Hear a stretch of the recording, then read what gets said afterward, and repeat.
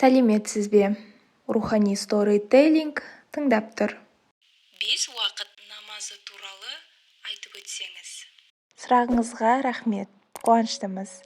Таң намазы Адам ата мен Хауа анадан қалды. Екеуі пейіште жүргенде қараңғы дегенді білмейтін. Себебі пейіште үнемі жарық болып тұрды. Пейіштен қуылып жерге түскенде айнала қара түнек еді. Екеуі жер бетінде жарық болмайды екен деп қайғырып қорықты. Уақыт айналып, таң қылаң бергенде екеуі қуанып кетті. Шаттықтан Тәңірге шүкірлік айтып, 2 мәрте сәждеге бас қойды. Бесін намазы Ибраим пайғамбардан қалған.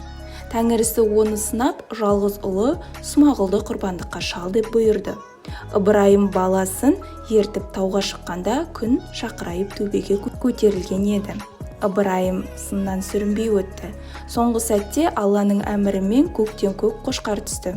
Ұлының аман қалғанына қуанған Ибраим Тәңірге шүкіршілік етіп, 4 мәрте сәждеге бас қойды. Екінті намазы Жүніс пайғамбардан қалды. Бірде Жүніс пайғамбардың еліне жұқпалы індет келді. Жүніс кемеге мініп, қаладан қашып бара жатқанда теңізде дауыл тұрып, кеме батуға айналды. Қиындықпен күресудің орнына қаладан қашып кеткен Жүністі Рахман иесі жазаламақшы болды. Алланың әмірімен Жүніс кемеден суға секірсе ғана кеме жұрты апаттан аман қалатын болды. Жолаушылар Жүністі жабылып жүріп теңізге атты.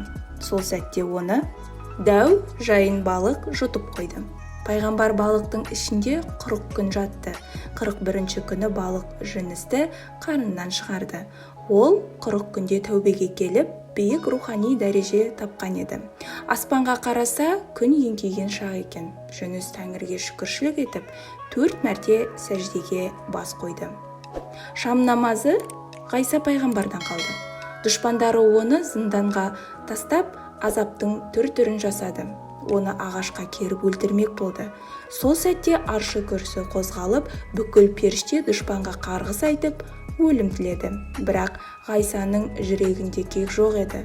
Ол аршы күрсі мен періштелерді сабырға шақыру үшін жауына рақым тілеп, Тәңірге сәжде етті. 3 рет сәжде етіп, 4-ші мәрте жығыла бергенде жендеттер жетіп келіп, Ғайсаны өлтіруге алып кетті.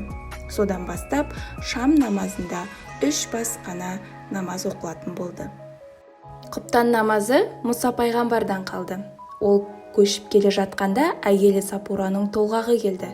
Қырсыққанда қымыран рейдінің кері келіп, бей мезгіл уақытта қойына қасқыр шапты. Шақпақ жағып отпен қуалайын десе, от тұнбай қойды. Жалғыз итті қасқырмен айқаса кетті. Әйелін қатты толғақ қысып жатты. Не істерін білмей Мұса қатты састы. Сол сәтте көз ұшында от көрінді. Жүгіріп барса, жерге шаншылып тұрған аса таяқ екен. Асаның басы от сияқты жанып тұр. Мұса оны жұлып алып, қасқырларға қарсы шапты. Қорқаулар қашып кетті. Иті жеңіл жараланып аман қалды. Лашығына кірсе, әйелі аяқ қолын бауырына алып, аман есен босанған екен.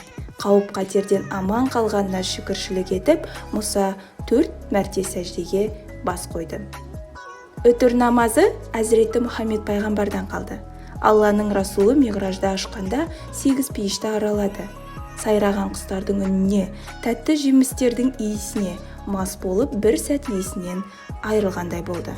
Жұмақтың нығметтеріне шүкіршілік етіп, 4 бас намаз оқымақ болды. Алғашқы 2 басында сәждеге маңдайын тигізген соң, 3-ші бас намазын өтуге қиямға тұрды. Бір кезде пейіштің әсем нығметтерін тағы бір мәрте көргісі келіп көзін ашып қалғаны сол еді. Тамықта күйіп жатқан Әбу Жахілді көріп, шошып кетті. Намазда ұстаған қолы түсіп кетті. Намазын бұзып алмайын деп, қайтадан тәкбір айтып, құнут дұғасын оқи жөнелді. Кейін осы оқиғаны серіктеріне айтып берді. Үтір намазы осылайша намазға енді. Дейін қойып тыңдағаныңызға рахмет. Сау болыңыз.